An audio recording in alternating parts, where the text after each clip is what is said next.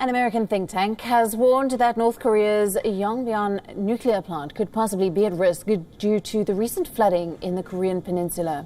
The Yongbyong nuclear plant is located on the banks of the river Yongbyong, around 100 kilometers from Pyongyang. Satellite images published by 38 North show that the cooling pumps at the Yongbyong could have sustained damage in these floods. Now, the images date back to a 5-day period between the 7th and the 11th of August. Now, according to 38 North, there was flooding further downstream from where the nuclear plant is located. While the 5-megawatt reactor appears to be safe, the same cannot be said of the cooling pumps. Now, without fully operational pump houses, nuclear reactors cannot be cooled down, rendering them useless. The reactor at Yongbyong can reportedly be used to produce weapons-grade plutonium, but it has not been operational for some time now. In addition to the reactor, the facility is home to a uranium enrichment plant and an experimental light water reactor that is yet to go online. Now, the Korean peninsula is experiencing its longest rainy spell in recent memory. The rains have triggered landslides and floods in both North and South Korea. State television has been running footage of senior leaders in North Korea distributing aid in the flood-hit areas. But there has been no mention of any damage to the nuclear reactor from either Pyongyang or Seoul.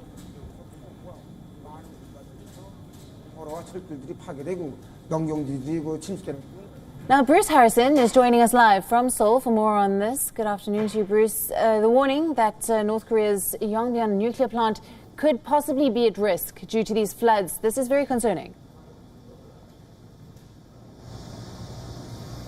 Well, good evening from Seoul. You mentioned those heavy rains that have brought the floods across the Korean peninsula. I'm lucky right now that it's not raining. It has been nonstop. It has been an incredible amount of water that shut down a lot of operations here in the south and obviously raised some concerns in the north based off the satellite images we're seeing from Johns Hopkins University 38 North Institute. Now, you mentioned the reactors on the banks of this river.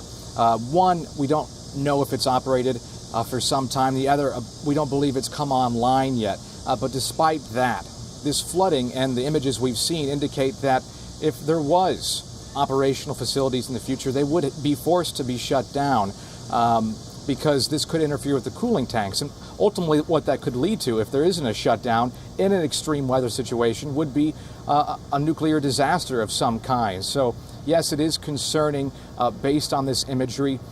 We don't know exactly the extent of the damage. North Korea has not commented on this, and the Unification Ministry, rather the South Korean government here, did not comment on the 38 North report as well.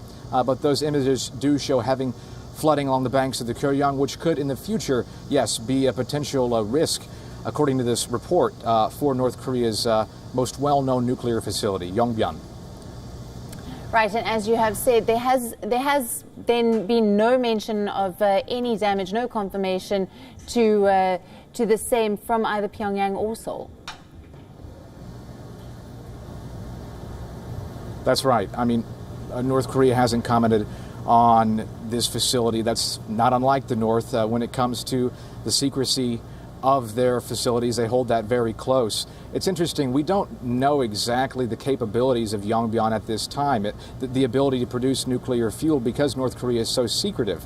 This was actually the facility North Korean leader Kim Jong-un bargained with when he met President Trump in Hanoi in 2019, said, we'll shut down much of this facility if you agree to some sanctions easing. Trump balked and said, no, we want you to begin the dismantlement of all of your nuclear facilities. So we don't know the capabilities of this facility. It's believed there are other facilities operational in North Korea that may make even Yongbyong insignificant or useless overall in the production of nuclear fuel for nuclear weapons. Still, that does not dismiss the risk or concerns we've seen based on extreme weather conditions in North Korea that could impact Yongbyong. So yes, we have to be cautious about what's happening there with the weather and the impact it could have on those facilities, because any kind of nuclear disaster wouldn't just impact the North, it would impact the South Korea, the southern half of the peninsula, as well as the region. Bruce, thank you very much for that report. Bruce Harrison bringing us the latest there.